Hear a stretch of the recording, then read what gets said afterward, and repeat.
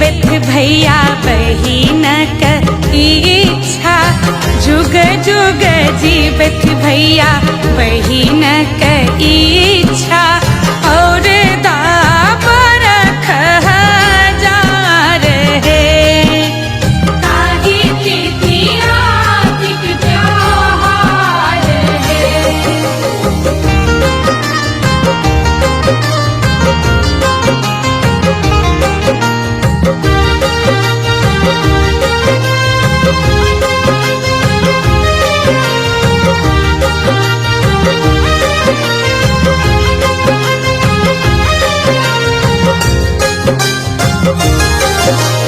भाई बहिनक पावन अनुपमियो भैया, भाई बहिनक पावन अनुपमियो भैया, जा